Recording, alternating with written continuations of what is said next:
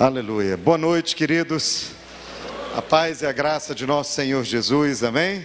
Você está feliz com o Senhor? Deus tem feito grandes coisas da sua vida. Então dê uma forte salva de palmas para Ele, porque Ele merece.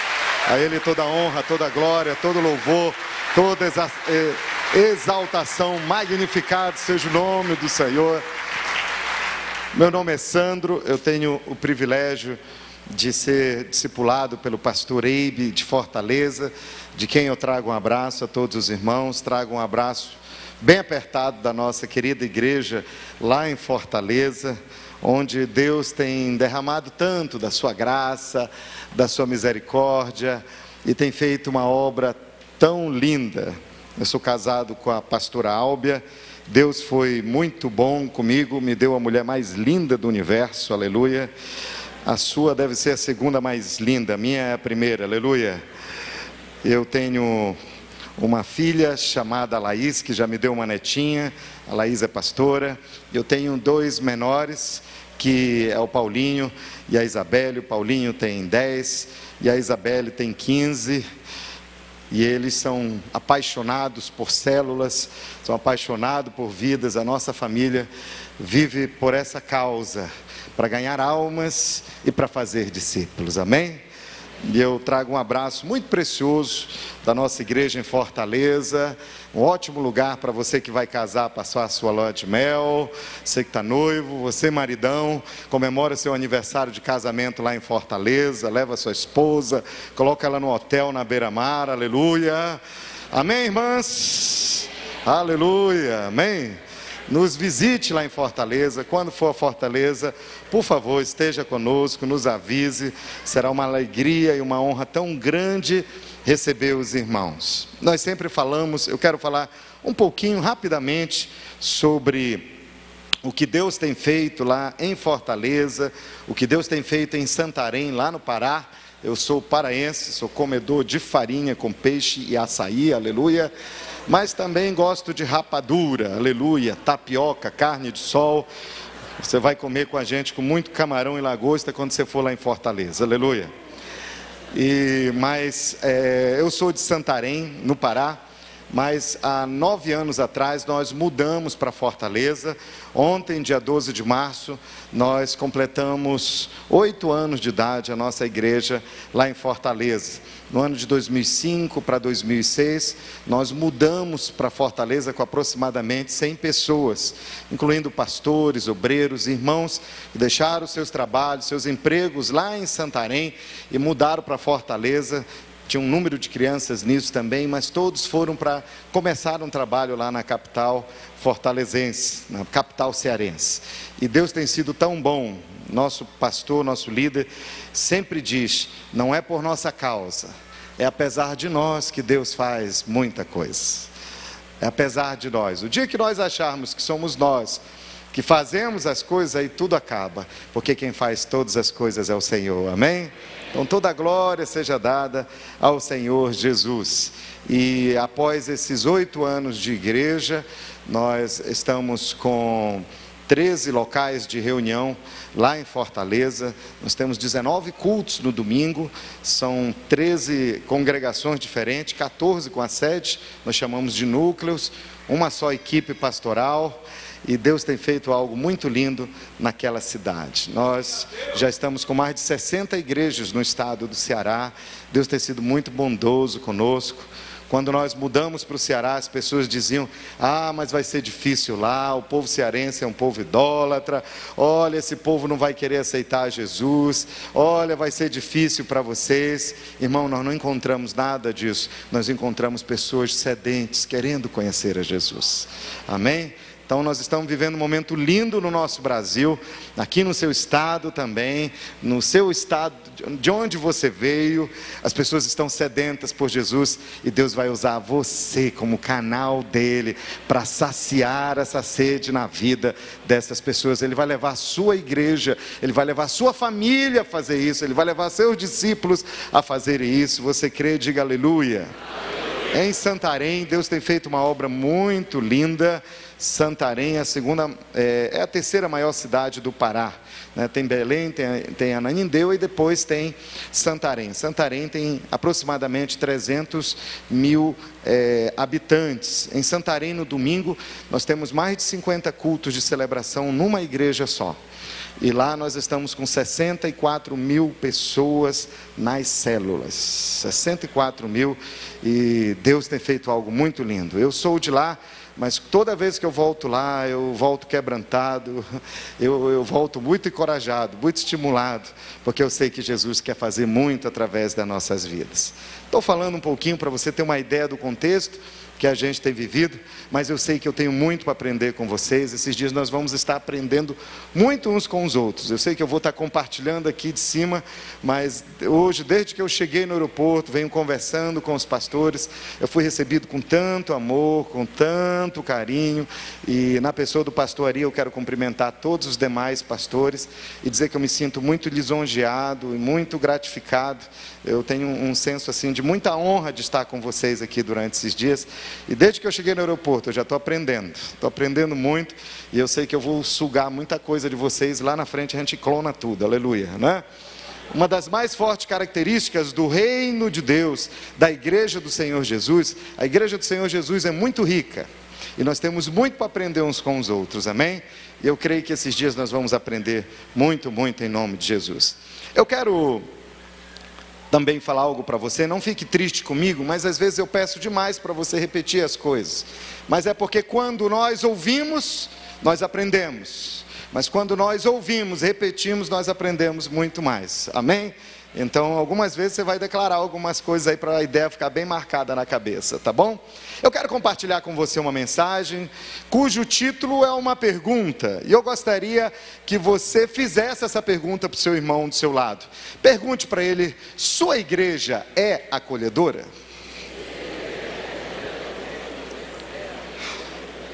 Eu vou dar a resposta para você. Responda para o seu irmão: claro que sim. Amém? Pergunte para o seu irmão: você é um líder acolhedor? Aí nós somos muito humildes para dizer que nós somos, né? Então pegue na mão do seu irmão e diga para ele: eu tô cumprimentando alguém que é muito acolhedor. Amém? Eu creio de coração que a resposta para essa pergunta, a resposta é sim. Eu creio que a sua igreja é uma igreja muito acolhedora. E eu creio também de todo o coração que você é um líder de excelência e que você é uma pessoa muito, muito acolhedora. E Deus tem levantado nesses dias uma igreja que é assim, líderes que são assim, né? Pastores, supervisores, líderes de células, membros da igreja, são pessoas extremamente acolhedoras, porque pessoas acolhedoras, líderes acolhedores, uma igreja que é acolhedora, é uma igreja que vai ao encontro das necessidades das pessoas nos dias de hoje. As necessidades na vida de uma pessoa que entrega a sua vida a Jesus são muitas. Num novo convertido é um anseio por uma nova vida. Eu conheci Jesus, eu estou livre de todo mal, eu larguei aquela vida de pecado, eu estou livre da escravidão, o Senhor agora é o meu pastor, nada me faltará. Isso não é propaganda enganosa, porque Ele é poderoso para fazer mais, infinitamente mais, do que tudo que você pedir, do que tudo que você pensar, do que você sonhar, do que você imaginar. Ele é o nosso Deus provedor, amém? Então a pessoa que entrega a sua vida a Jesus, ela tem a sua esperança renovada.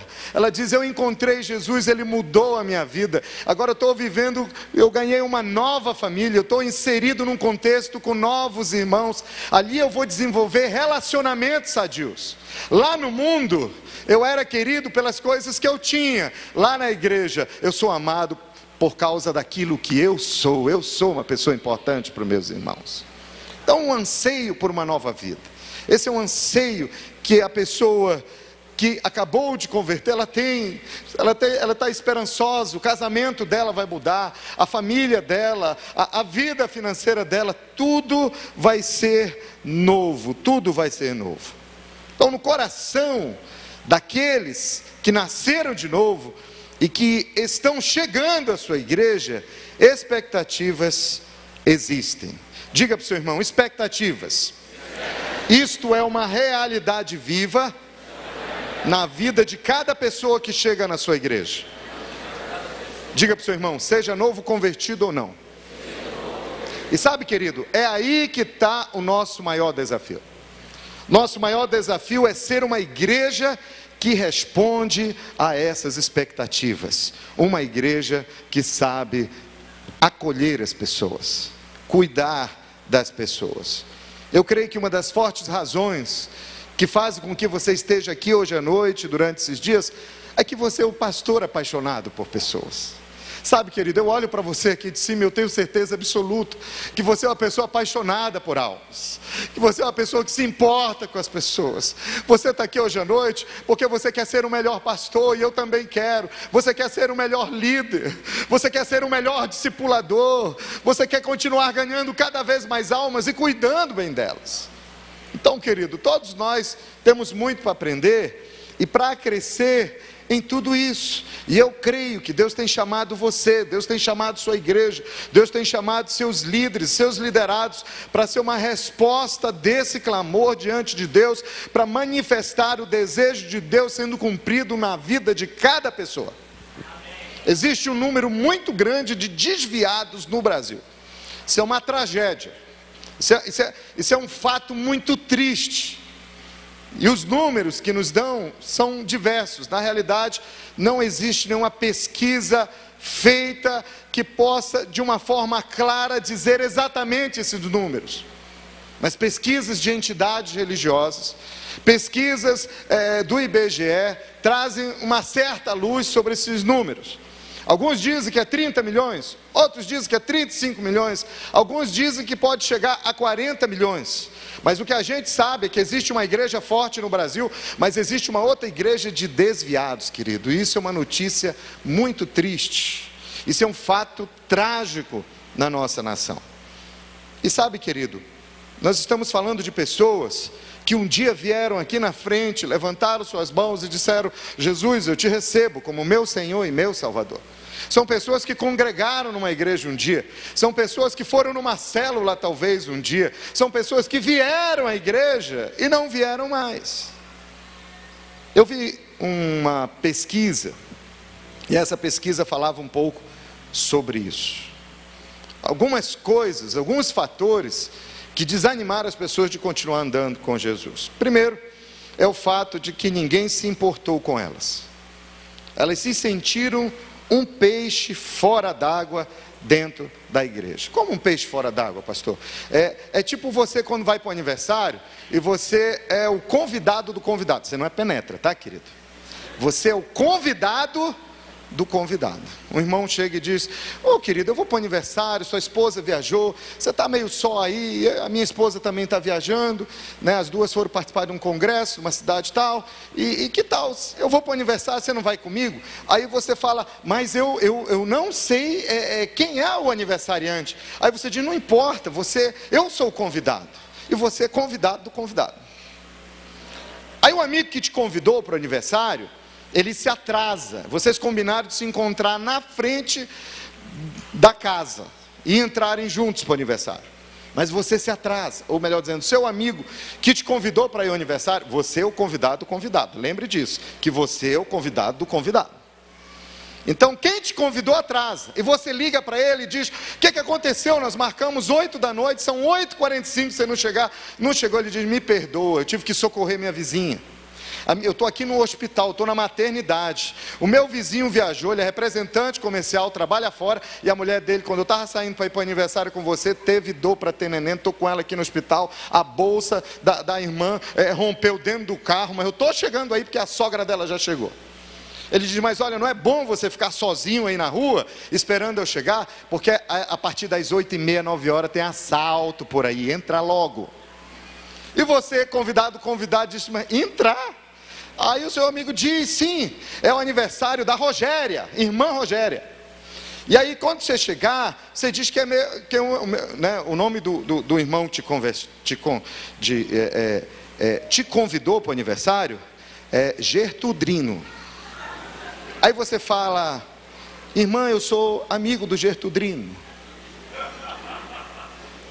Aí ele foi lá, você vai lá, bate na porta, a aniversariante, a Rogéria, abre a porta séria, porque ela não sabe quem é você, ela não te conhece. E você está lá de mão vazia, você não leva um presente sequer. E você diz: mas eu sou amigo do Gertudrino. Ela diz: é amigo do Gertudrino, é meu amigo de todos os meus amigos, entra. Só que você entra na festa, você não conhece ninguém. O que que você é na festa? Você é um peixe fora d'água.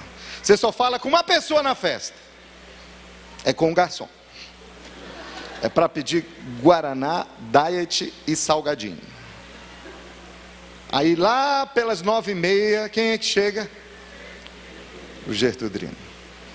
Aí quando você vê ele, diz: ai, que benção que você chegou, porque eu estava me sentindo um peixe fora d'água. Você sabia que tem muita gente que vem para a igreja e se sente um peixe fora d'água? Porque ele não desenvolve relacionamento.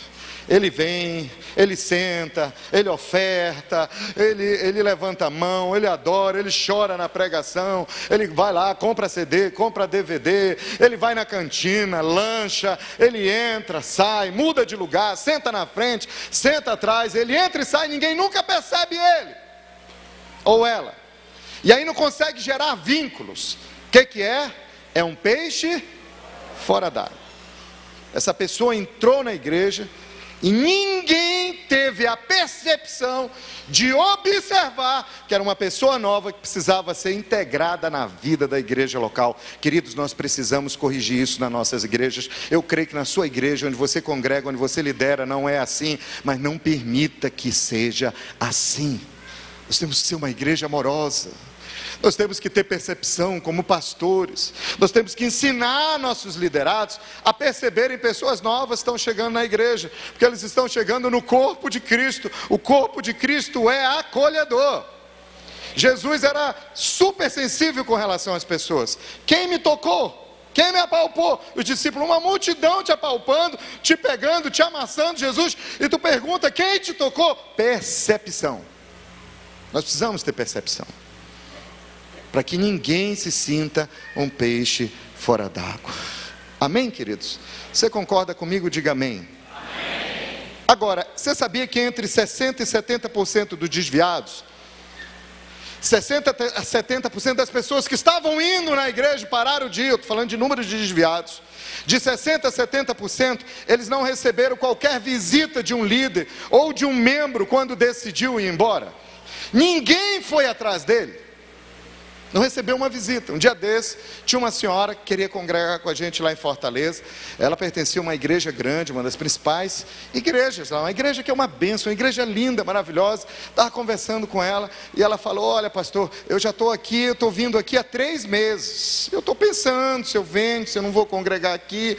E na outra igreja eu congreguei por 5 anos. E ela disse: esse é o fato que me deixa mais triste, que eu congreguei lá 5 anos, faz 3 meses que eu não vou lá, e ninguém nunca telefonou atrás de mim, ninguém nunca sentiu a minha falta. Entenda uma coisa: a igreja que Deus tem levantado nesses dias é uma igreja que tem relacionamentos sadios, é uma igreja onde as pessoas se importam com as outras pessoas. Diga para o seu irmão: o que nós temos de mais importante na igreja não são as cadeiras, não é o som, não é o telão, não é a lanchonete, não é o pastor bonito que a gente tem, mas são as pessoas. Diga para o seu irmão: as pessoas é o que nós temos de mais importante na igreja. Então, se as pessoas é o que nós temos de mais importante, Deus deixou claro isso para a gente. Ele deu o seu único filho para que ninguém perecesse. Ele deu o seu filho Jesus. Ele se apartou dele, se separou dele por causa dos pecados. Ele enfrentou a cruz, porque nós éramos mais importantes, queridos. Então nós temos que cuidar uns dos outros. Uma igreja que cuida, uma igreja que acolhe. As maiores igrejas do mundo, você pode pesquisar, são igrejas que priorizam relacionamentos sadios. São igrejas que cuidam não somente de ganhar almas, mas de cuidar bem dela. Quem é casado aqui? Aleluia. Marido e mulher. Maioria, aleluia, uma unção de casamento aqui, gente, aleluia. Vou levar essa unção para os nossos jovens lá em Fortaleza, aleluia. Tem umas irmãs lá que estão clamando ao Senhor. Deixa eu falar uma coisa para você. Desses casados, quantos têm filhos? Faz assim, aleluia. Rapaz, que unção de multiplicação, pastor. Gente, só entre nós, solteiros, esqueço. Fazer neném é fácil e gostoso. O difícil é cuidar. Porque neném, bebê, né? Eu sou recém-avô, apesar de tão jovem. Eu estou com uma netinha de 10 meses. Mas eu vejo a minha filha, eu lembro dos meus filhos. Novo convertido dá trabalho, neném dá trabalho. Chora muito durante a noite, você perde sono,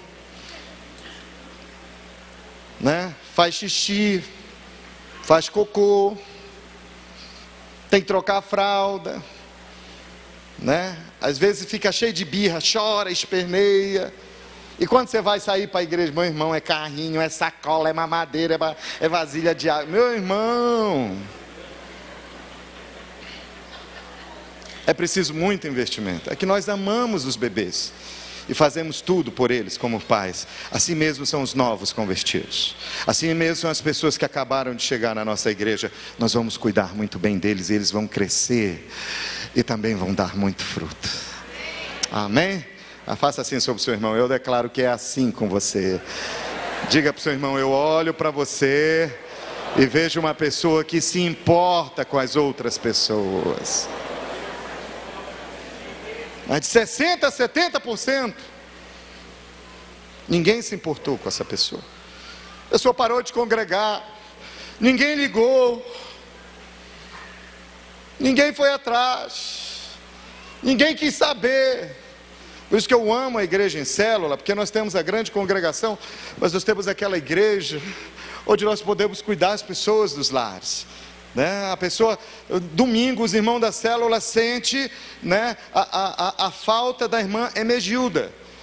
Aí a Emegilda não foi no culto, o líder da célula, os irmãos, telefone: irmã Emegilda, o que aconteceu com você? Você é tão preciosa, sentimos tanto sua falta no culto. O que foi? A irmã está com dengue. Porque estava dando muita dengue. E a pessoa diz: mas você está me ligando, você sentiram a minha falta? Claro, não tem ninguém que bate palma mais alto que você na igreja, irmão. Culto não foi a mesma coisa. Se importar com as pessoas. A gente se sente tão bem quando a gente é bem cuidado. Nessa pesquisa, entre 40% e 30% receberam de 1 a 3 visitas, mas que infelizmente se revelaram, na maioria das vezes, uma visita de cobrança ou de condenação. É aquela ligação, é aquela visita: cheguei, irmão, você está pisando na bola, né? Ô, irmão, você está fora da visão. Cuidado, senão você vai para o inferno, pecador desgraçado. Dependendo do nível de pentecostalismo, fica pior. Mas a ligação tem que ser: nós amamos você. Jesus ama você. E Ele tem coisas tão lindas para você. Volta para os braços do papai. Sua família está sentindo sua falta. Quando as pessoas se sentem amadas, elas não se afastam dos caminhos de Jesus. Agora, tem um dado muito triste. A maioria dos desviados, acima de 50%, é afetada pelo ressentimento com a sua liderança. É gente que saiu da igreja, é gente que parou de congregar na igreja, porque se sentiu ofendida, machucada, decepcionada, ferida com seus últimos líderes. E aí, querido, nós temos que ter um coração muito quebrantado. Muito quebrantado. Eu soube de um pastor que tinha perdido muita gente na igreja dele. E ele era mais ou menos assim. É no estado de São Paulo. Muito precioso esse pastor. Mas queria congregar, se não congregasse, ele não... né? Porque, irmão, diga para o seu irmão: pastor tem que ser meloso. Pergunte para o seu irmão: você é um pastor, uma pastora melosa, um pastor meloso? Você diz: ah, não, pastor, eu sou um machão, eu sou assim, Gabriela, eu nasci assim, vou continuar assim, ninguém muda. Pau que nasce torto, morre torto, meu irmão. Pau que nasce torto, morre torto, se não passar na mão do carpinteiro Jesus. O que é ser meloso? Ah, pastor, eu vou ter que ficar alisando, irmão. Oi, irmão. Não é isso que eu estou falando, não. Se for, melhor, mas se não der, não dá. Mas seja amoroso com as pessoas. Abrace as pessoas. Você sabia que um dia desse um irmão veio falar comigo? Ele disse: pastor, preciso abrir meu coração com você, eu estou triste com você. Eu perguntei: mas por quê, irmão? Ele disse: porque eu fui conversar com você e eu me senti a voz do Brasil. Você sabe aquele jornalzinho que tem às 18, 19 horas, a voz do Brasil? Eu disse: por quê? Porque a voz do Brasil é assim, irmão, todo mundo ouve, mas ninguém presta atenção. Ele disse: pastor, eu fui conversar com você, e aí eu estava falando com você, a sua mente estava em outro lugar. A gente estava na Terra, você estava em Marte. Pastor falava, você olhava o canto do olho para o outro lugar, e você aéreo, e você não estava me dando atenção. Eu tive que pedir perdão daquele irmão: me perdoe, irmão, eu preciso crescer nessa área, me perdoe. Esse pastor, ele descobriu a igreja de célula e o discipulado a um, e Deus falou para ele: você vai ter que ir atrás das pessoas que você feriu. Você sabe quantas pessoas já voltaram para a igreja dele? 500.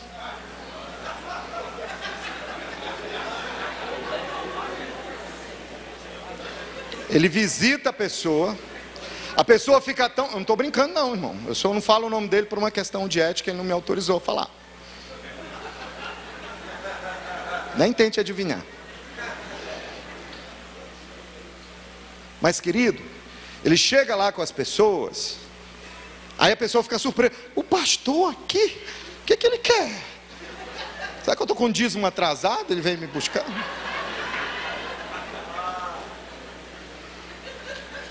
Ele chega: oi, você parou de congregar, você congregava com a gente? É, pastor, não estou mais, é verdade, já faz até tempo, né, pastor? Diz: pois é, e a informação que eu tenho é que você saiu ferida por mim. Então eu vim pedir perdão, porque eu errei. Eu quero me ajoelhar agora. Eu peço que você coloque a sua mão na minha cabeça, minha ovelha querida, e que você ore por mim, porque eu quero ser um novo pastor. Irmão, vem uma graça de Deus, ele se abraça ou chora, e a pessoa pergunta: que hora é mesmo o culto domingo, pastor? Como líderes, nós precisamos ter um coração quebrantado. Nós fomos chamados pelo Senhor para ser como Jesus. Jesus disse: o bom pastor, ele dá a vida pelas suas ovelhas. Nós não somos donos das pessoas. Nós temos que estar dispostos a dar a nossa vida pelas pessoas. Se você crê assim, aplauda Jesus.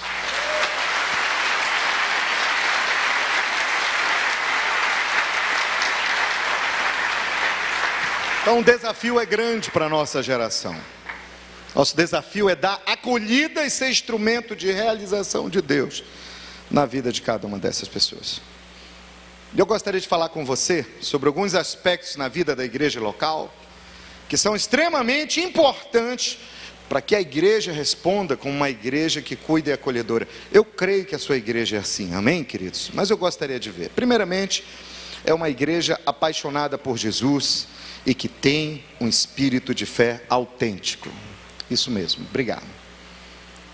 Uma igreja que é apaixonada por Jesus. Queridos, nós gostamos de estar em ambientes onde existe paixão por Jesus.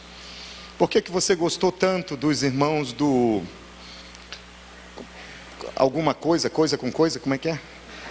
Palavra escrita, né? Perdão, tá, irmãos, eu estou brincando com eles também. Aleluia. Palavra escrita, que canções lindas.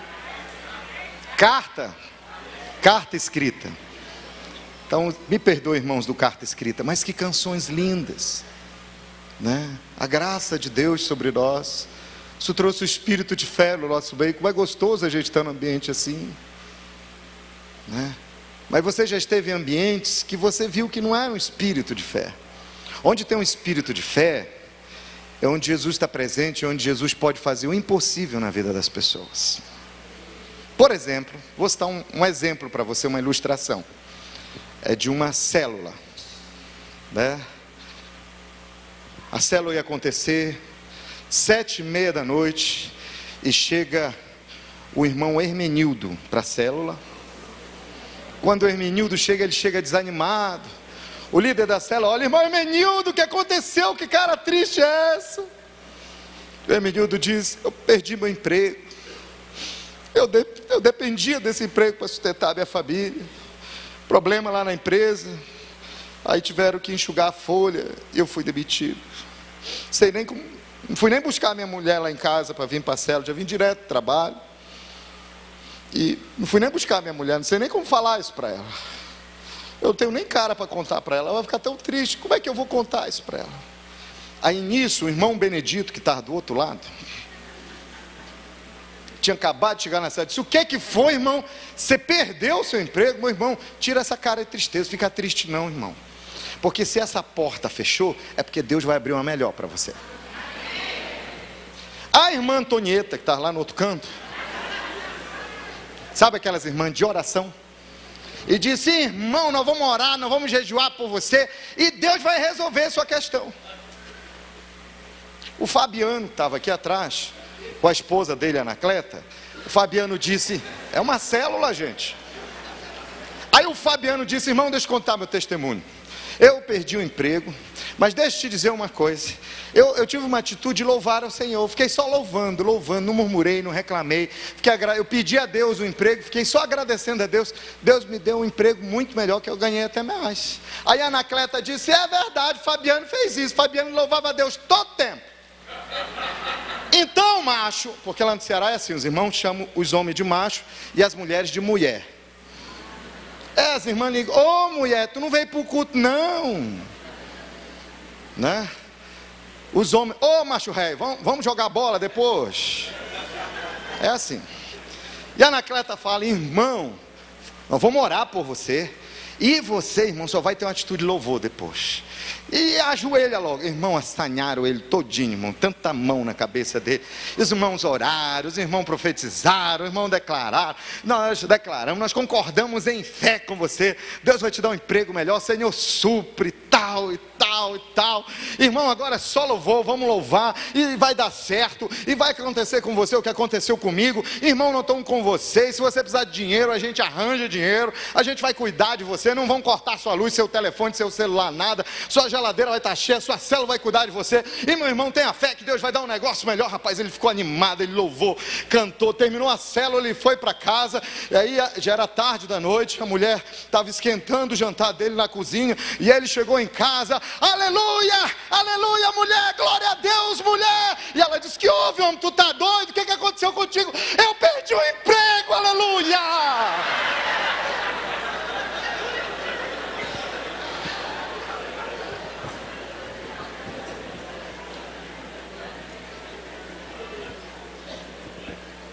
Passaram os 15 dias. Ele dá um testemunho na cela. Ele disse: hoje cedo, meu telefone tocou, era uma prima que eu não falava há 5 anos. E ela falou que na empresa, onde ela é responsável pelo RH, estão precisando de alguém que tem a mesma função que eu. Fui lá. E aí, já estou empregado. Ele fez: não, irmão, não bata um palmo, irmão. Ele falou na cela. Vocês lembram que vocês queriam que eu fosse para o treinamento de líder de célula? Vocês queriam que eu fosse um líder de célula? Eu nunca ia, porque eu trabalhava 10 horas na empresa anterior. Nesse agora, eu vou trabalhar 6 horas. Eu vou entrar 8 da manhã, 1 da tarde eu estou saindo. E tem mais, vou ganhar 2 vezes mais. Aleluia.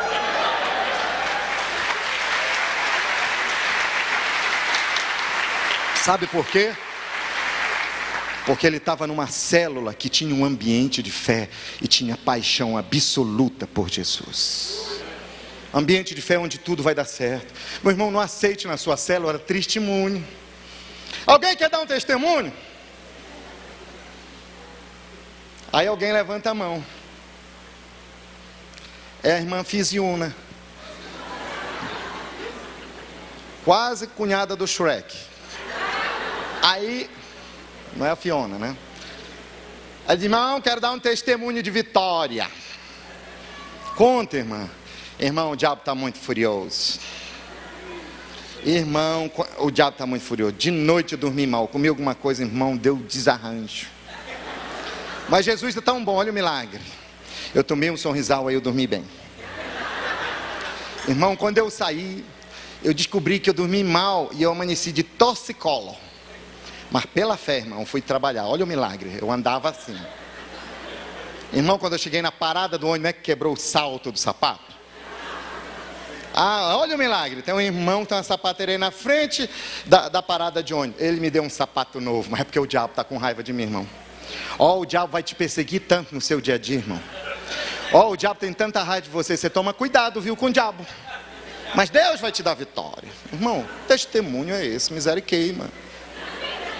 Não admita testemunho de incredulidade, porque aonde você está, aonde você vive, aonde você congrega, tem paixão por Jesus e um espírito de fé verdadeiro. Diga para o seu irmão: é assim aonde você vive. Sabe, querido, as pessoas gostam de estar onde tem um espírito de fé, onde tem gente apaixonada por Jesus. Segundo, uma igreja onde todas as expectativas estão voltadas para Jesus. A expectativa é colocada em Jesus. Ela não é colocada na igreja. A expectativa é colocada em Jesus. Ela não é colocada no pastor, no discipulador, no líder da célula ou na própria célula. Eu não sei se você já viu alguns programas de TV onde a pessoa vai dar testemunho. Ela diz assim: olha, minha vida era destruída. Aí depois, meu casamento foi restaurado, eu fui curada do não sei do que, agora eu tenho uma casa, 3 carros na garagem, você viu, né? E a pessoa diz: depois que eu vim para a igreja tal, meu casamento foi restaurado. Depois que eu vim aqui para a igreja tal, aí a minha vida financeira, minha empresa, né? Eu montei uma empresa, agora já tenho 2 empresas, eu já tenho 3 carros na garagem, depois que eu vim para essa igreja, minha vida... Ela fala da igreja o tempo todo, não diz nenhuma vez que foi Jesus. Você sabe por quê? As expectativas dela estão voltar na igreja. Mas deixa eu te dizer uma coisa. Suba aqui, meu pastor, vem cá. Você, rapidinho. Enquanto ele está subindo, deixa eu falar uma coisa. A igreja pode errar. O líder da célula ou a célula pode falhar. O discipulador pode falhar. Mas Jesus não vai errar nunca. Então eu tenho um discípulo, meu discípulo, o Hermenildo, aleluia. Brincadeira, né? Eu é que devia ser seu discípulo, viu, querido? Isso é uma benção. Mas aí eu sou o discipulador dele, eu sou um mentor espiritual na vida dele, sou o líder dele, mas para ajudar ele a colocar as expectativas dele em Jesus. Ele está na igreja, mas a expectativa dele está em Jesus. Ele está na célula, bem cuidado, participando, quer ser até um líder de célula, mas a expectativa dele está em Jesus. Ele tem um discipulador que caminha com ele, porque deve está sonhando os sonhos de Deus para a vida dele, mas os olhos dele estão em Jesus. Ele tem um pastor fantástico, dinâmico na igreja dele, amoroso, que pastor legal, mas a expectativa dele está em Jesus. E o pastor, a célula, a igreja, o discipulador vai fazer isso, querido, nós vamos caminhar junto, mas olha para lá, é para Jesus, olha para Jesus. Olha o que Ele vai fazer através da sua vida. Olha o que Ele vai fazer na sua família. Ele vai usar você tão poderosamente. Nós vamos continuar olhando atentamente para o autor e consumador da nossa fé. Uma igreja que é acolhedora leva as pessoas a olharem para Jesus. Olhe para o seu irmão e diga: eu quero cumprimentar você. Obrigado, querido. Porque na sua igreja é assim. Porque você faz assim. Terceiro, isso é até bom para o nosso ego, né? Às vezes nós, como os líderes, quando as pessoas dependem demais da gente, isso não quer dizer que a gente vai se excluir, tá, querido? Pelo contrário, a gente vai ajudar e servir o máximo que a gente puder. Mas às vezes o diabo quer que a gente ache que as pessoas precisam da gente e que nós somos os superstars. Pastor Superman, pastor Homem-Aranha, pastor Capitão América, pastora Mulher Gato, cheio de poderes. Mas não é para o pastor, é para Jesus. Terceiro, uma igreja que combate a síndrome do isolamento através de um discipulado que é funcional. Diga comigo, discipulado funcional.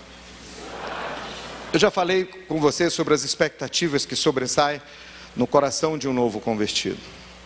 Mas eu quero também chamar a sua atenção para um outro público que dominicalmente estão chegando nas nossas igrejas. São os denominados cristãos flutuantes. É aquele que todo domingo está numa igreja diferente. Você pergunta, qual é a sua igreja? Ele diz, eu sou do reino. Você já viu gente assim? Eu sou do reino. Todo domingo ele está numa igreja diferente. Até que um dia ele chega na sua igreja. E o que fazer com ele antes que ele vá para outra igreja? Então é uma questão séria. A gente tem que saber também lidar com essas pessoas. Quem é o seu pastor? Me fala, quem é o seu pastor? Meu pastor é Jesus. Jesus é o meu pastor, né? O Espírito Santo é o meu conselheiro. Legal, muito espiritual. Mas todos nós precisamos ter um pastor para a gente prestar contas da nossa vida como ovelha. Então, ser uma igreja que atende às expectativas desse tipo de público também, que sabe trabalhar com esse tipo de pessoa, que sabe orientar e encaminhá-las no caminho certo, é um desafio para a gente, né? Então, a igreja, às vezes, nós, às vezes, temos dificuldade de fazer isso. Eu trabalhei num banco, e esse banco é um dos principais bancos do Brasil. Eu tinha 15 anos quando eu comecei a trabalhar nesse banco. Trabalhei 7 anos. Mas eu me lembro quando chegava lá com um chefe de expediente, uma espécie de gerente do banco, né? Chegava alguém para fazer uma entrevista de emprego, quando o banco estava precisando de emprego. Você sabe qual era a primeira pergunta que se fazia para aquele candidato? Não era o grau de escolaridade, não eram os sonhos, as aptidões dele, a formação dele, não. A primeira pergunta que o entrevistador fazia é: você já trabalhou no outro banco? Aí o camarada dizia: eu já trabalhei no Banco do Brasil. Se ele falar: eu trabalhei na Caixa Econômica, no HSBC. Aí o entrevistador dizia: não, vamos parar nossa entrevista aqui, porque você não tem o perfil que nós estamos procurando. Porque nós não admitimos funcionários que já trabalharam em outras instituições bancárias. Por quê? É porque o cidadão está trabalhando e ele faz diferente, do jeito que o chefe está mandando fazer.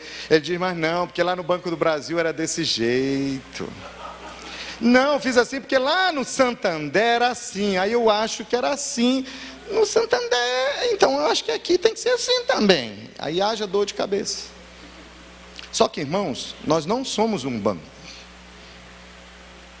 Mas às vezes tem gente que chega na sua igreja e quer fazer igual na igreja anterior. Não, porque lá na igreja do CUSP era assim. Lá na igreja da Cruz de Algodão era assim. Como trabalhar com esse tipo de pessoa? Você já viu esse filme em algum lugar? A resposta para isso, e também para o cuidado do novo convertido, é um discipulado que seja funcional.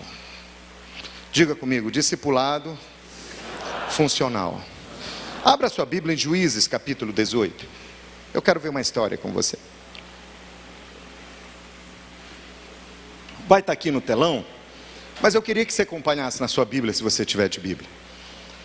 E aí você tem caneta, você pode marcar. Olha aí no seu iPad, no seu celular, no seu tablet.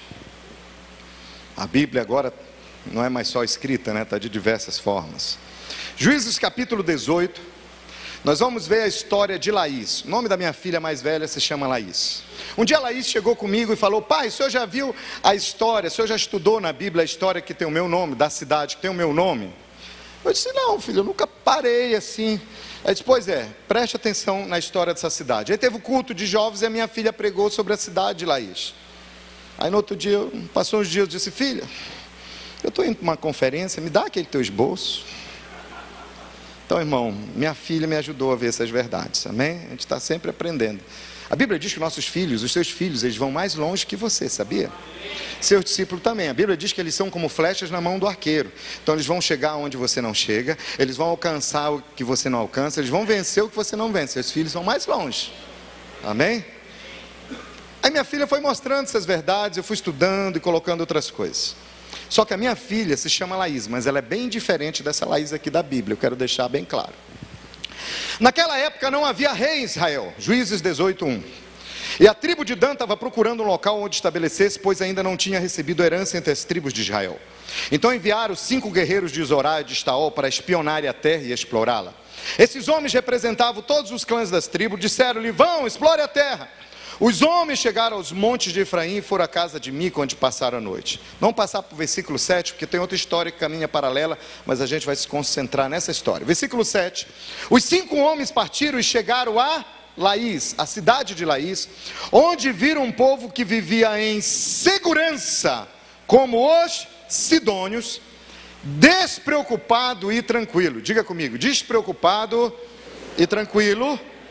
E a Bíblia diz que gozava prosperidade, pois a sua terra não lhe deixava faltar nada.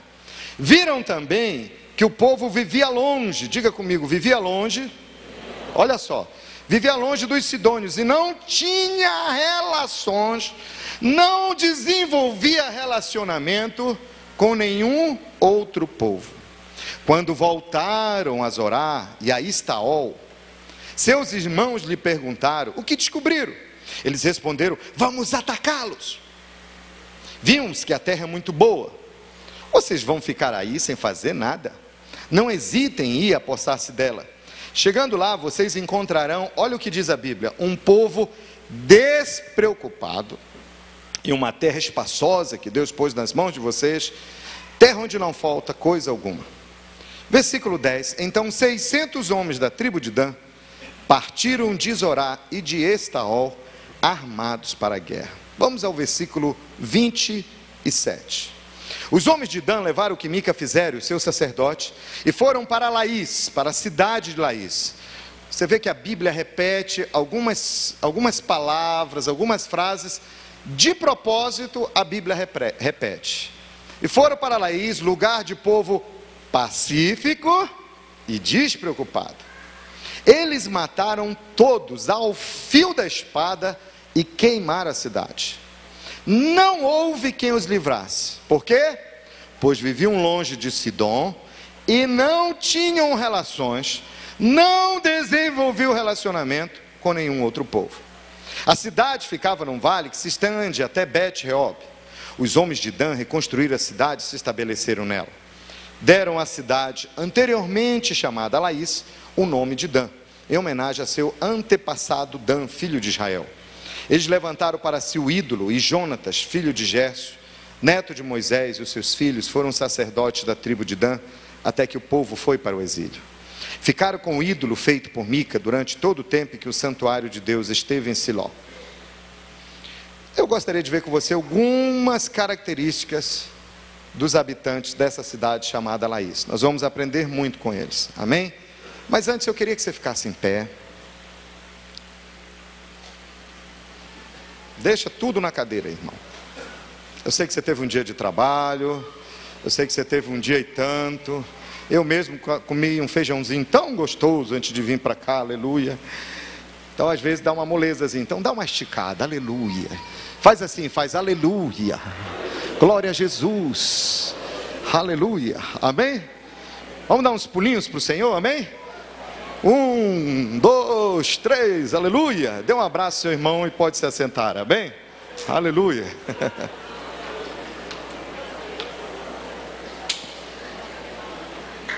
Vamos lá. Quero ver com você algumas características que são muito fortes nesses habitantes da cidade de Laís. Primeiro, Eram pessoas que eram acomodadas com a zona, vivendo numa zona de conforto. Diga comigo, zona de conforto. Ora, por quê? Porque eles se sentiam tão seguros. A Bíblia diz que eles eram prósperos, eles não eram oprimidos por ninguém. Então a prosperidade econômica deixou eles tão à vontade, estavam cheios de si mesmos, mas eles viviam na ociosidade, mas eles viviam tranquilos, né? Então eles achavam, porque tudo ia tão bem, que eles não precisavam de Deus. Aí eles viviam numa zona de conforto, né? Chegava e perguntava, e aí, como é que está a sua vida financeira? Ah, está tudo muito bem, nós somos muito próximos, estamos ganhando dinheiro. Como é que está a sua saúde? Saúde muito plena, muita saúde, muito bem sarado, com bastante energia, aleluia. Seu casamento está todo love, então está tudo bem. Então, porque está tudo bem, acha que não precisa de Deus. E aí passa a viver uma vida de zona de conforto. E nós não podemos viver dessa forma, irmãos. Você não pode viver, eu creio que você não vive assim, mas sabe, nós não podemos viver assim. Mas às vezes muita gente chega na igreja assim. A pessoa veio de outra igreja, e quando ela se aproxima de você, você vê que aquela pessoa é uma pessoa que olha para a igreja como um clube social. Estou chegando no Rotary,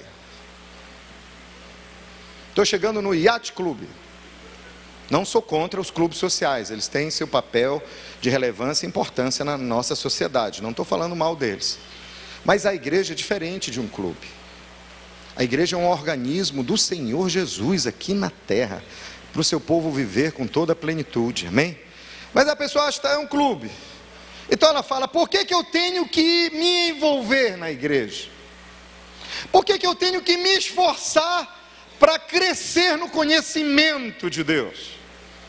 Por que eu tenho que frequentar algum curso da igreja? Por que eu tenho que estar numa célula? Para que ser discipulada? Me expor? Às vezes eu converso com pastores que são desesperados com gente assim. O que fazer? A Bíblia fala que esse povo era como os sidônios. Você sabe quem eram os sidônios? Os sidônios eram um povo imoral, idólatra naquela época. Eles eram adoradores de Baal. Eles sacrificavam seus filhos vivos para Baal. E os habitantes lá não tinham identidade própria. Então viviam assim, acomodado, numa vida, numa zona de conforto. Outra característica é que eles viviam isolados. A Bíblia diz por várias vezes que eles não se relacionavam com ninguém, não desenvolviam relacionamentos. Eles eram tão cheios de si que achavam que não precisavam de ninguém. Eles tinham orgulho da humildade deles. De tal forma que eles viviam como uma ilha, sozinhos. E a Bíblia diz que eles não demonstravam preocupação com ninguém, portanto, ninguém se preocupava com eles também. Ninguém se interessava por eles. E a Bíblia diz também que eles não se submetiam a nenhuma autoridade. E tem gente que às vezes acha, sabe, nós não estamos aqui, querido, só abrir um parênteses, para crucificar ninguém. Nós não estamos aqui para condenar ninguém. Pelo contrário, pessoas que estão vivendo assim, são pessoas que têm que ser alvo da nossa compaixão e receber a nossa ajuda. Amém, querido? Esse é o nosso olhar. Nosso olhar tem que ser um olhar de acolher, de ter graça, misericórdia com essas vidas. Mas às vezes a pessoa acha que ela não precisa ter vínculo. Dia desse eu vi um outdoor muito legal lá perto da igreja. Foi uma outra igreja que colocou. E eles escreveram assim, né? 900 amigos no Facebook. Adoeceu e ninguém apareceu para visitar.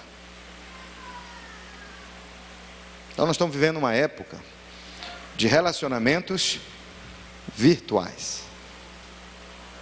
Tem gente se conhecendo pela internet, um mês depois casando e botando a corda, a forca no pescoço do pastor para fazer aquele casamento.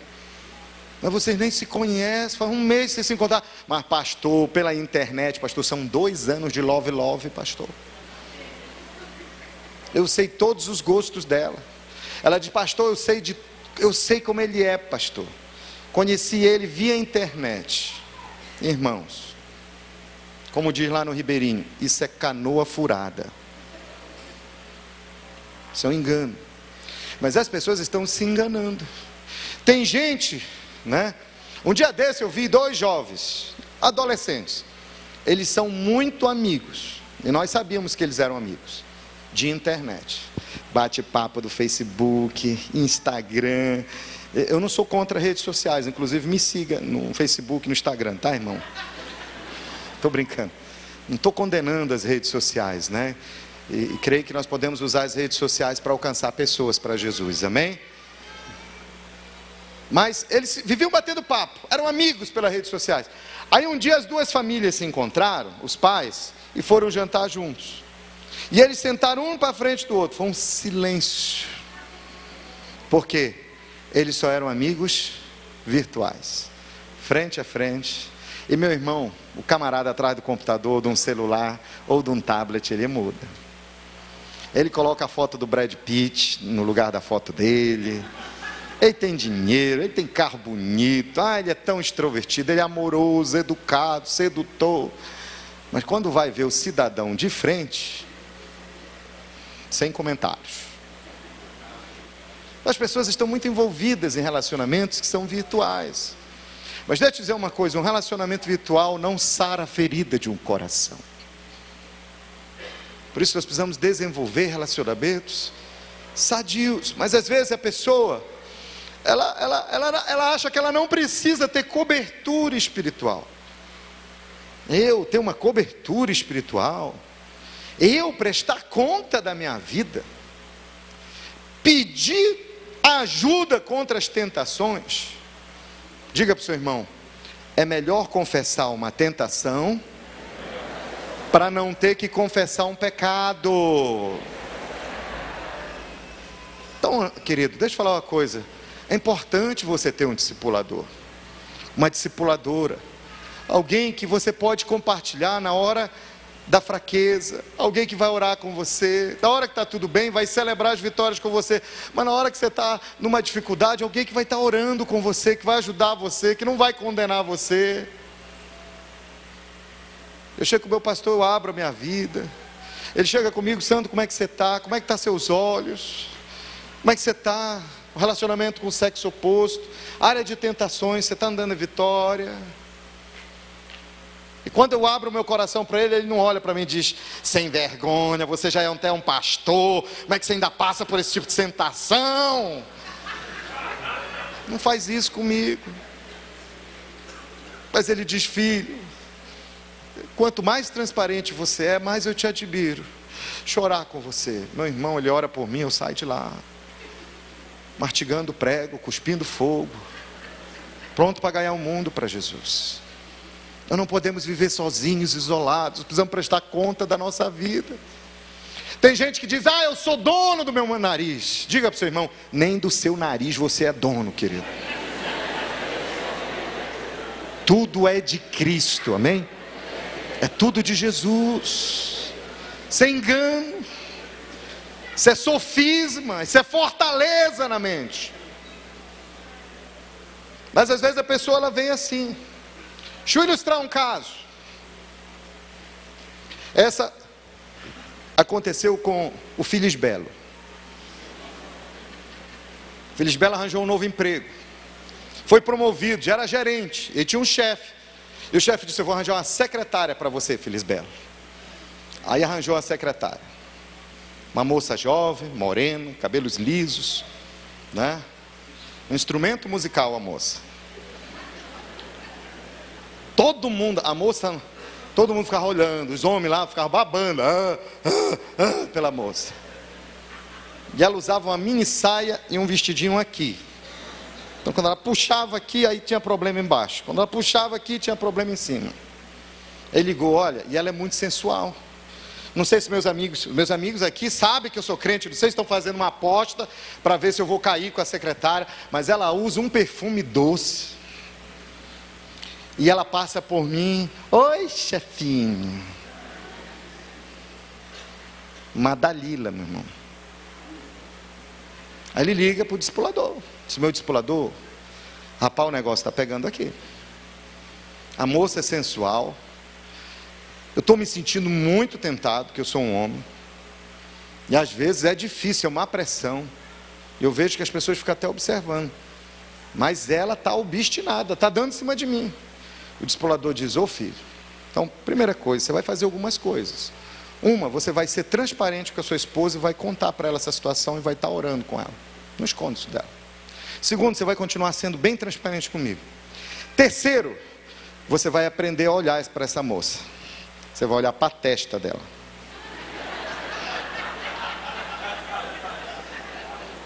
Quando ela vier, você olha aqui, ó, para o início dos cabelos dela. Aí você não enxerga mais nada. Terceiro, você vai conversar com o seu chefe.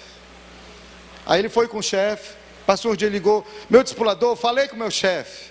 Falei para ele: olha, ela não está se vestindo adequadamente. Não está de acordo com a postura da nossa, com a identidade da nossa empresa, que é uma empresa bem conceituada. Aí ele disse: tá bom, vou mandar ela usar calça comprida agora. Aí a moça resolveu usar umas calças compridas, branca, bem apertada. O resto eu não falo mais. Ficou mais sensual ainda. Ele ligou para o discipulador. O discipulador disse: ó, continua olhando para a testa dela. E agora nós vamos orar e jejuar contra essa Dalila aí. E era segunda-feira. Não, isso era domingo. Na segunda, eles disseram: ó, todo dia, um dia eu oro, outro dia é você. Jejuando e orando. Vamos fazer uma escala de jejum. Aí eles oravam, ligavam durante o dia: meu discipulador, vamos orar, orar. Quando deu quinta-feira, na sexta-feira ele ligou: meu discipulador, tem uma excelente notícia para você. Disse: qual é a boa notícia? Ele disse: a moça pediu demissão. Nós começamos a orar na segunda, hoje é sexta, ela pediu demissão. O discipulador disse: mas que bênção, conta o que aconteceu. Ele disse: não, apareceu umas coceiras no corpo da moça.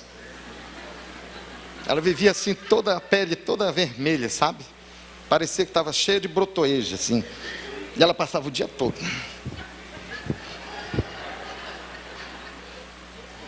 Ela foi no médico. O médico fez todo tipo de exame com ela, não descobriu o que ela tinha. E aí, o médico disse para ela assim: e quando é que isso começa a acontecer? Ela disse: é quando eu ponho o pé na empresa. Quando eu entro no trabalho, 7h30 da manhã, é coceira para todo lado. O médico disse: só tem um jeito de você ser curado, é você pedindo sua demissão desse lugar. E o discipulador perguntou: e quando foi que ela começou a ter coceira? No dia que nós começamos a orar e jejuar.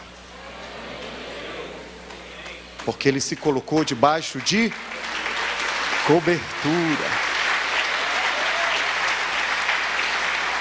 Pegue na mão do seu irmão e diga para ele assim: você é uma bênção. Dá o melhor sorriso de crente. Dá para o seu irmão agora, o melhor sorriso de crente que você tem. Diga para ele: você é uma bênção. Diga assim para o seu irmão: preste atenção. Leve a sério o discipulado. Porque é instrumento de Deus para a sua cura. Não, irmão, fala para o seu irmão, não fala para mim não. O irmão tem que estar, para você. Não, olha para o seu irmão assim, dá o melhor sorriso de crente que você tem, dá para ele. E diga para ele assim: discipulado é instrumento de Deus para a sua cura e para a sua proteção. Se você concorda, aplauda Jesus.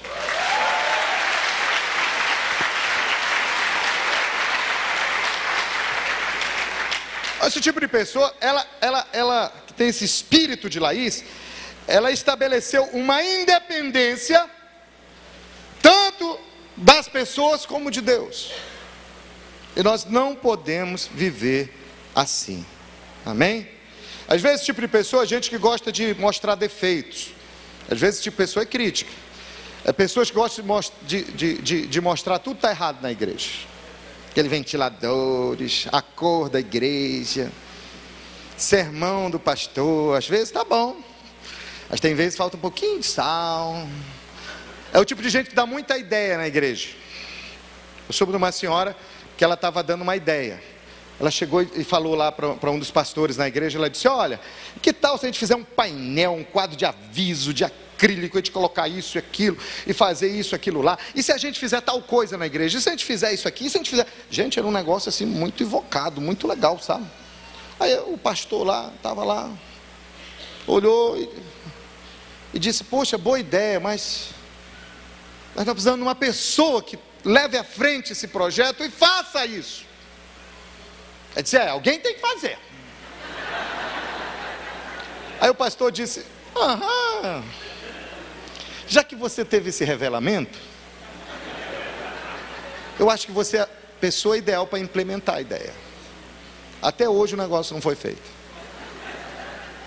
E a pessoa às vezes tem muita iniciativa, mas tem pouca acabativa.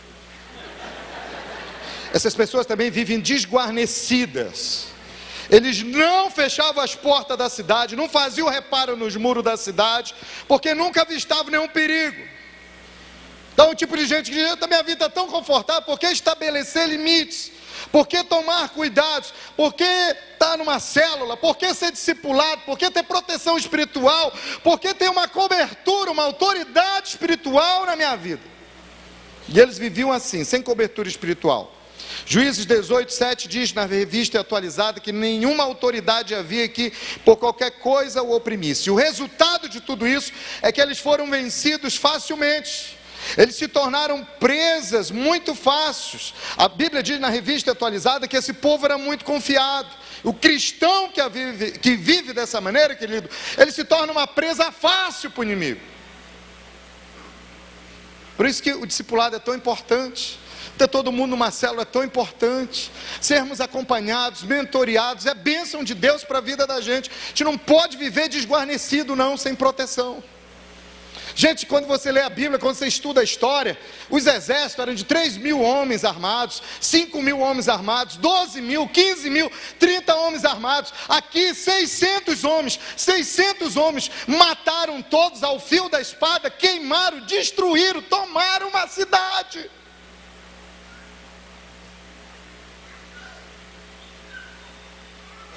Isso é muito sério. Às vezes a gente escuta histórias de líderes que caíram em pecado e perderam seus ministérios.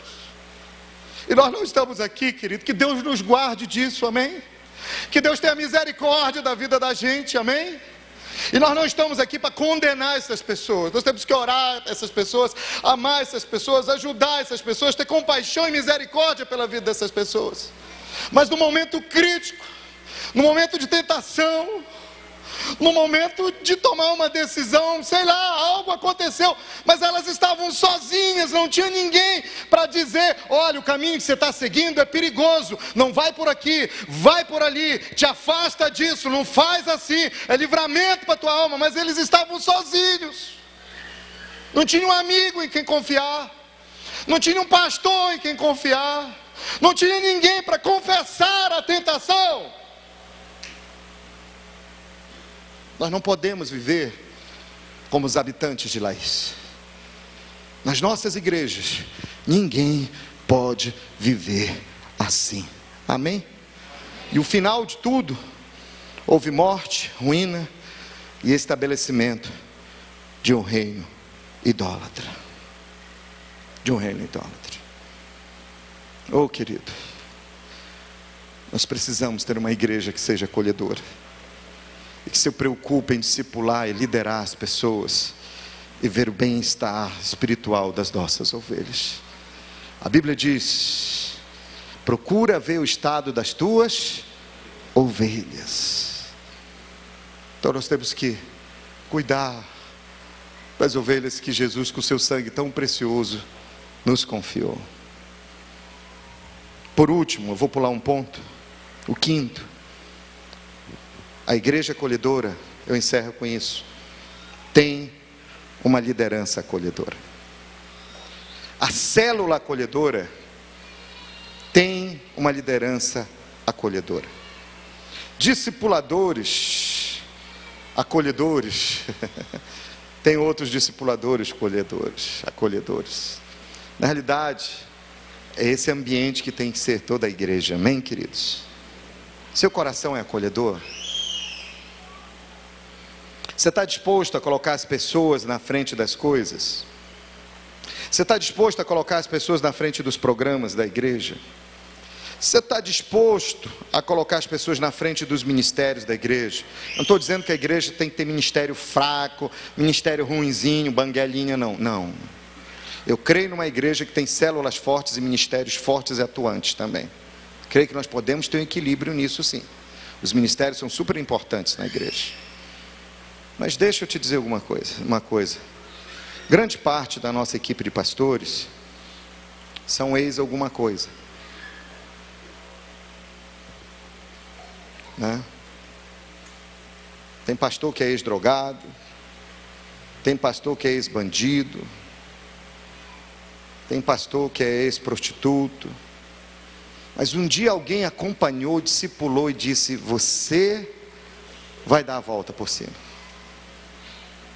Você sabia que o meu discipulador uma vez teve que me esconder no quarto dele, porque eu corria risco de morte?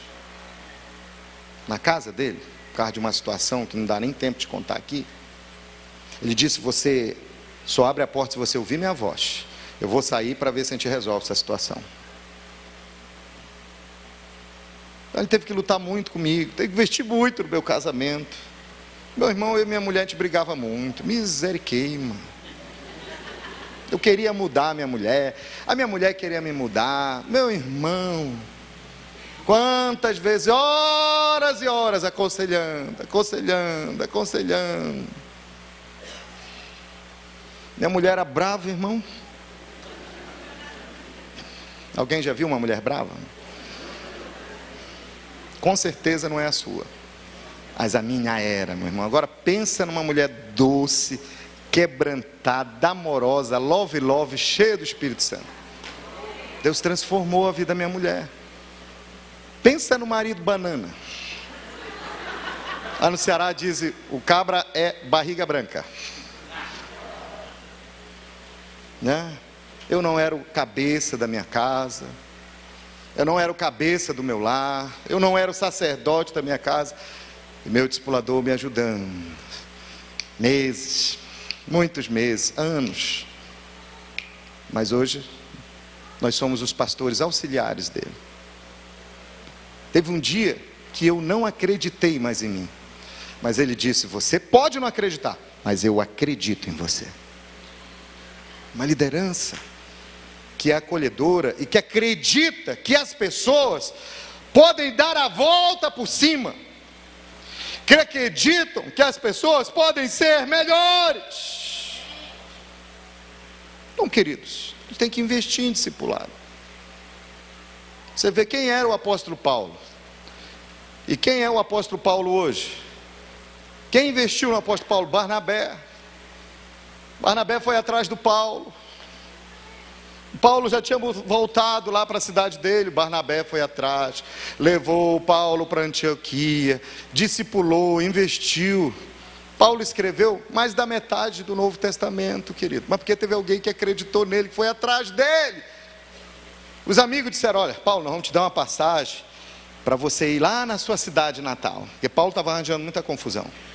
Você vai voltar para lá, só tem um detalhe, uma passagem só de ida, querido. O único que foi atrás foi Barnabé. Barnabé disse: eu acredito em você, eu acredito no seu chamado.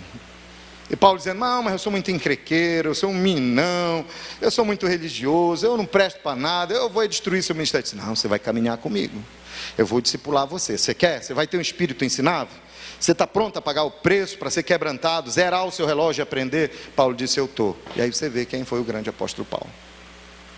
Às vezes você vê uma pessoa que você diz: não tem mais jeito esse aqui não, estou por aqui. Dia desse eu cheguei com o meu pastor, meu discipulador, e falei: pastor, esse cidadão aqui, ó, eu sei que o senhor ama muito ele, mas eu estou entregando ele, tem jeito não. Eu estou por aqui, não estou por aqui, pastor, estou por aqui dele. O pastor disse: deixa só eu lembrar tudo que eu fiz com você. Eu disse: pastor, pare, eu vou perseverar nesse irmão, vou caminhar com esse irmão. Às vezes a gente esquece de quem a gente foi.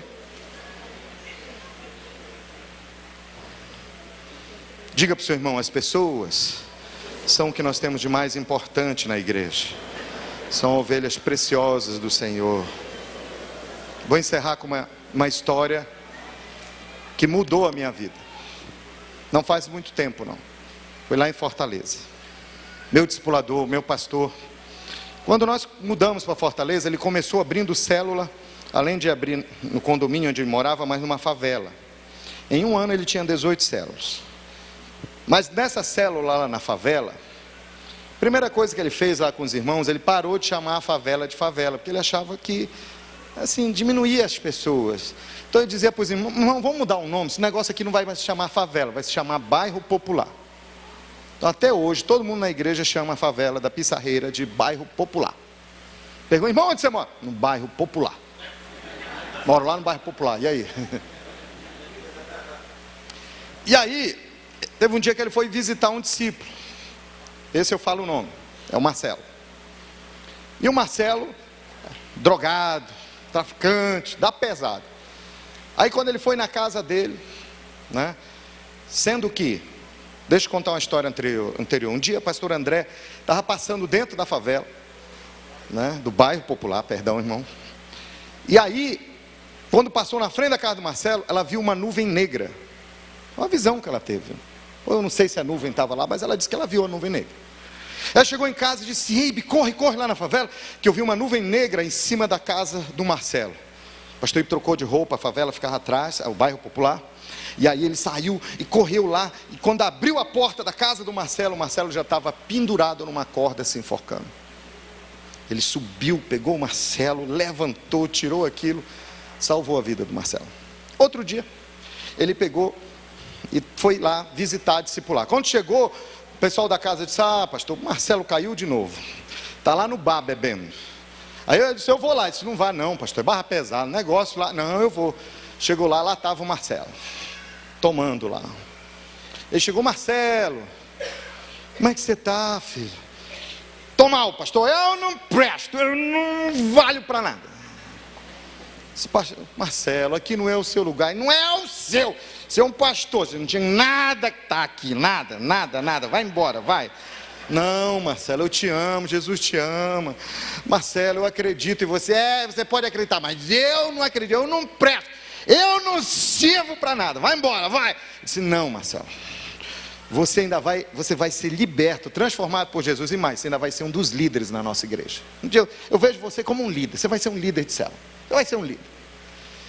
E o Marcelo, não vou não, ele disse, vai. E hoje, era terça-feira à noite, o dia do treinamento, a gente chama de TADEL, treinamento avançado de líder. É dia de treinamento, reunia com todos os líderes. Disse, você vai comigo para o TADEL, você vai para a reunião de liderança. Não vai. Vai, entra no carro. Aí o Marcelo chegou bêbado lá na igreja. Meu irmão, você já viu o cara quando bebe, né? Ele fica bravo, mulherengo e cheio da grana. E fala alto. Então o Marcelo começou a falar muito alto lá. Aí o pessoal levaram ele para o lado de fora. Porque naquela época, hoje não, nós já até mudamos de prédio. Mas tinha uma entreliça de madeira e tinha uma calçadinha assim. Então quem sentava lá enxergava o pastor estava pregando lá dentro da igreja. Colocaram ele lá fora para chamar menos atenção. Eu fui olhar o movimento lá fora para ver se não tinha crianças correndo. Encontrei o Marcelo. E o Marcelo estava lá, sentado. Aí o Marcelo sentado, eu falei com ele, oi Marcelo, tudo bem? Ele falou, mais ou menos. Irmão, quando ele falou isso, eu tomei 3 doses. Eu falei, ô Marcelo, não fala assim, rapaz. Marcelo olhou para mim e disse, pastor, eu não presto. Mas está vendo aquele cara que está pregando ali? Era o pastor Eibe, meu discipulador. Está vendo aquele cara que está pregando ali? Eu não acredito em mim. Mas ele acredita. Aquele cara me ama. Ele disse que eu ainda vou ser um líder aqui.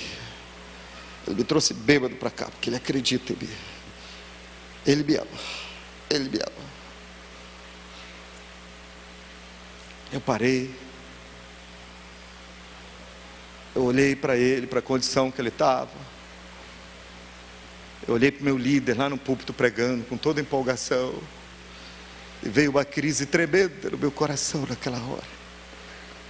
Uma crise tremenda diante de Deus. Deus!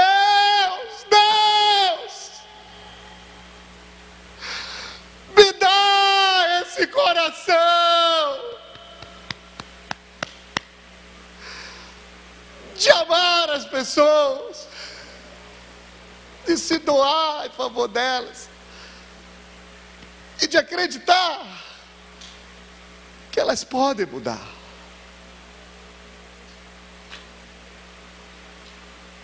O pastor atendeu todo mundo, foi um dos últimos a sair da igreja. Pegou Marcelo, botou no carro e levou para a casa dele.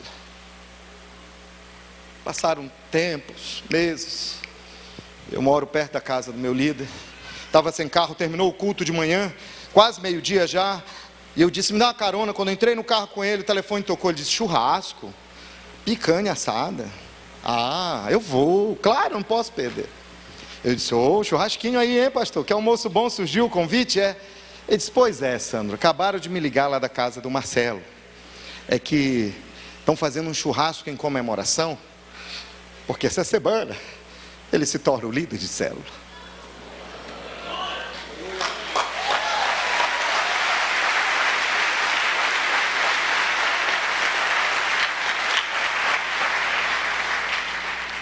Marcelo casou, Marcelo comprou uma casa para ele, e hoje o Marcelo é diretor de uma casa de recuperação, que nós somos, a igreja é uma mantenedora.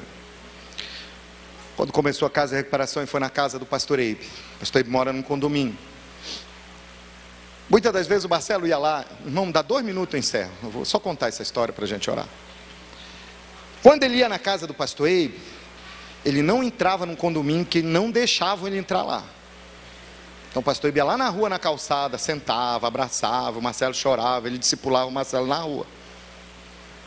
Não entrava no condomínio, mas dessa vez, ele disse, pastor, o senhor não foi na casa de recuperação, vamos lá para o senhor orar lá e abençoar e conhecer os internos que estão se restaurando. Está bom, então Marcelo, o negócio é o seguinte, você quer que eu te pegue? Eu vou no meu... Ele disse, não pastor, Deus me deu um carro, eu vou lhe buscar. E dessa vez, abriram o portão do condomínio para o Marcelo. E o Marcelo entrou no carro. Parou na frente da casa do pastor. E quando o pastor, Marcelo, que carro legal, que benção, foi Jesus que me deu, pastor. Quando ele ia entrar no carro, disse, mas primeiro dá uma olhada que está escrito atrás, aí no vidro de trás, o adesivo enorme. Estava escrito assim, obrigado, meu Deus, pela vida do meu pastor, que nunca desistiu de mim. O pastor Eibe se sentiu tão emocionado. E hoje são tantos drogados, tantos homens e mulheres, que são restaurados através da vida dele. Sabe por quê? Por causa de um líder que tem um coração acolhedor, onde as pessoas são o que nós temos de mais importante na igreja. Quantos querem esse coração? Eu estou em busca desse coração. Eu creio que Deus já te deu esse coração, mas eu creio que hoje à noite Deus quer selar isso na sua vida em nome de Jesus. Eu queria convidar você, eu quero convidar o ministério Carta Escrita. Eles vão cantar uma canção, e se você quiser, você vem aqui na frente, eu vou descer, eu quero orar junto com você, porque eu estou aí sentado com você. Eu sou um pastor que quer ser o melhor pastor. Eu sou um líder que quer ter o coração de Deus para ganhar almas e para cuidar bem delas. Então você fica à vontade, se quiser ajoelhar, ajoelha. Mas vamos nos quebrantar diante do Senhor. Vamos nos quebrantar diante de Deus. Vamos nos humilhar na presença do Senhor e dizer, Deus, eu quero responder o teu chamado, mas eu não quero ser um pastor qualquer, um líder de célula qualquer, um membro qualquer na minha igreja, Senhor. Comece a orar. Talvez você queira pedir perdão a Deus agora. Talvez venha a sua memória, talvez venha a sua lembrança. Pessoas que talvez você precisa ir atrás e pedir perdão. Quem sabe venha a imagem de pessoas agora no seu espírito, na sua mente, de pessoas que um dia congregaram na igreja e não voltaram mais. E quem sabe, de vez em quando o Espírito Santo tem falado no seu coração, vai atrás dele, vai atrás dela. Quem sabe existam pessoas que a gente precisa pedir perdão. E eu creio que nessa semana você vai procurar, vai pedir perdão e aquela pessoa vai ser restaurada. Mas nessa noite vamos dizer, mais de ti, Senhor, em mim, e menos de mim, que tu cresça, eu diminua, Senhor. Me dá um espírito quebrantado, e me dá um espírito que é apaixonado apaixonado, um coração que é apaixonado pelas almas, que é apaixonado pelas vidas, que é apaixonado pelas pessoas, meu Deus. Me dá esse coração, levante o seu clamor agora. Essa é uma oração que cada um de nós precisa fazer. Oh Jesus, oh Jesus, nos humilhamos na Tua presença, nos quebrantamos na Tua presença, Senhor.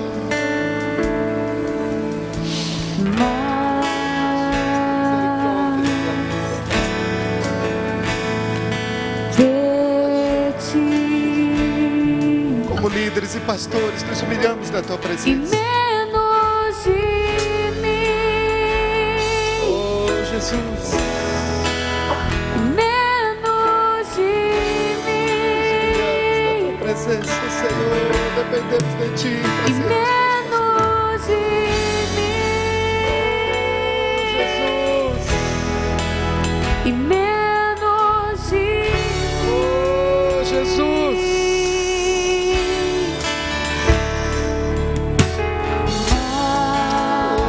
Senhor, nos perdoe pelas vezes que falhamos com as pessoas, pelas vezes que ferimos as ovelhas. Senhor, nos perdoe. Tenha misericórdia de nós, Jesus. Nos arrependemos, Pai. Queremos cuidar bem do rebanho. Menos de mim. E menos de mim.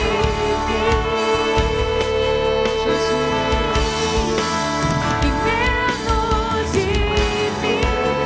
E menos de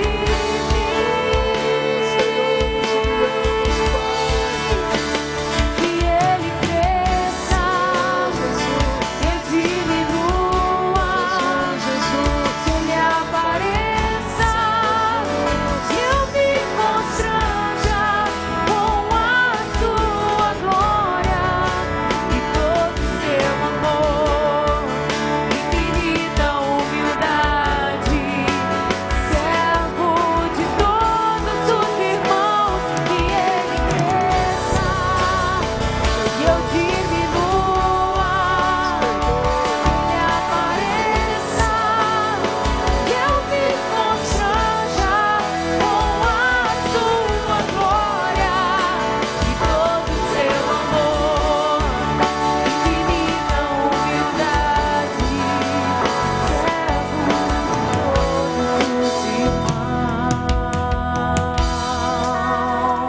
Pai, nos humilhamos na Tua presença, Senhor.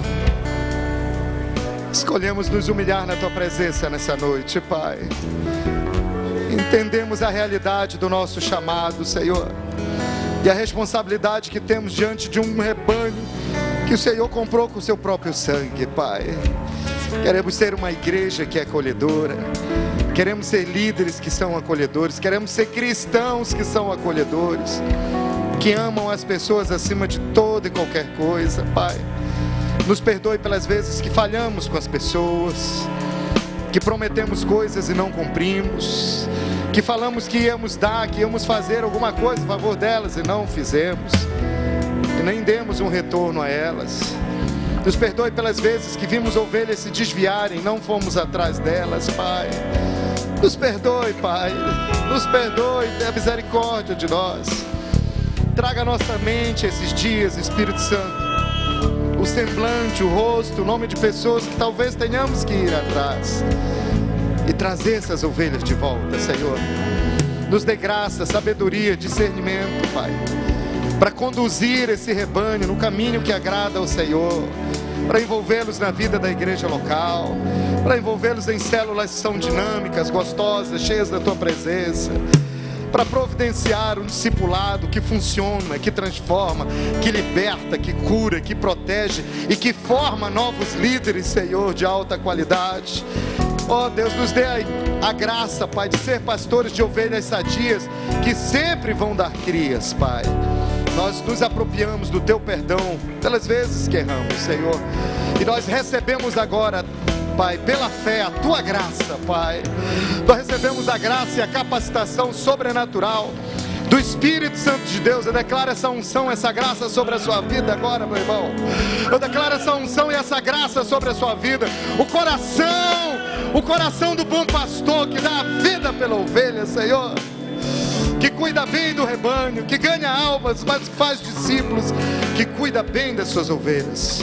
Nós declaramos nessa noite que a sua igreja vai crescer, seu ministério vai crescer, e novos líderes serão levantados. Você vai ter que quebrar as paredes do templo onde você é pastor. Você vai aumentar para a esquerda, para a direita, para frente, para trás.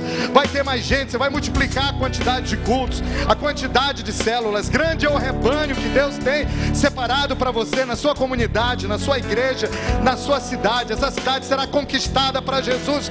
E você e a sua congregação, se você e a sua família, os líderes, os liderados que Deus tem te dado, vocês vão ser instrumento de graça e de milagre na vida de milhares e milhares e milhares de pessoas. Deus vai fazer isso. Deus vai fazer isso. Levante suas mãos e diga: obrigado, Senhor. Eu tomo posse dessa bênção.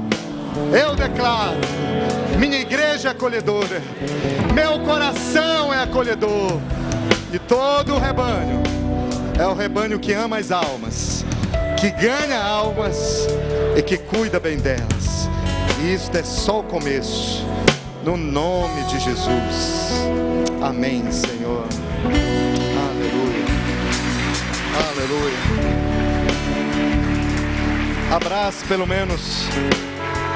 pelo menos 3 irmãos e declare: estou abraçando alguém que tem um coração acolhedor. Você é uma pessoa acolhedora.